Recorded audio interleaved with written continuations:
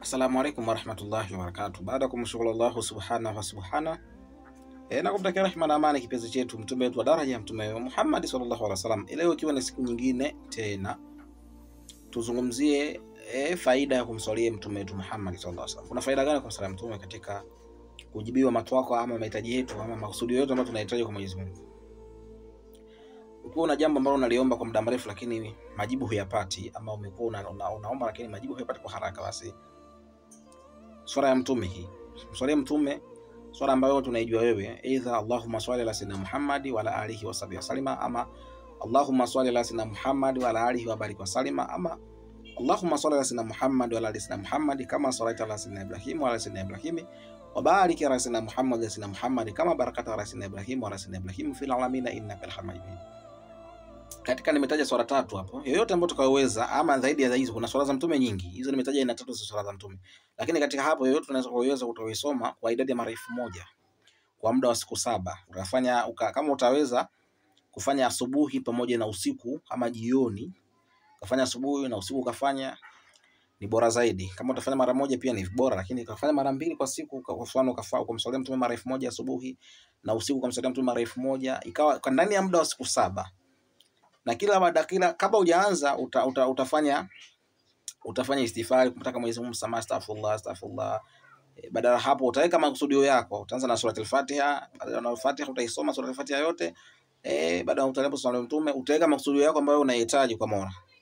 Mwenyezi Mungu, mimi nataka kadha kadha kadha kadha kwa sura hii ya mtume. Sina kama Mwenyezi Mungu kumswalia huu mtume huku, basi Mwenyezi Mungu nijalie kitu hiki. Unataja kitu ambacho unachokihitaji. Utafanya kwa mtindo huo kwa muda wa siku 7. Kama unaweza kufanya mara 2, moja mara 2 kwa siku, ni bora zaidi. Kama utaweza kufanya moja mara moja pia vile vile ni bora, ila ni mara 2 ni bora zaidi. Sawa? Utafanya mara 2 asubuhi na usiku, ama asubuhi na jioni. Basi ndugu yangu Muislamu ama ndugu anasikiliza hapa, faida zake ni kubwa mno. Jambo ambalo nalihitajia ndani ya siku hizo 7, Mwenyezi Mungu atakufanyia. Jambo ambalo tunalihitaji, aidha una kesi, una migogoro, una jambo ambalo lilikuwa gumu katika maisha yako ambalo limekushinda muda mrefu, una maradhi ambayo yasiopona, una mitihani mbalimbali ambayo mitihani hiyo imeshindwa kutatuka kutokana na matatizo yako, basi swala ya mtume ndio suluhisho ya mambo yako ambayo yanakusibu. Mswalie mtume mara 1000, tusizidishe. Mara 1000 utasoma asubuhi, baada ya swala alfajiri, ama muda wote asubuhi, isifike mchana. Fanya asubuhi kuanzia alfajiri ile mpaka saa ngapi? Mpaka saa 5, isifike saa 6. Pia vile vile usiku ama jioni fanya swala mtume mara 2 au mara moja tu, ukamswalia asubuhi ama ukamswalia usiku mara moja wewe mwenyewe. Lakini bora zaidi, kilichokuwa bora ufanye amara uzidishe, ufanye mara 2, maana yake ufanye asubuhi na usiku ama jioni.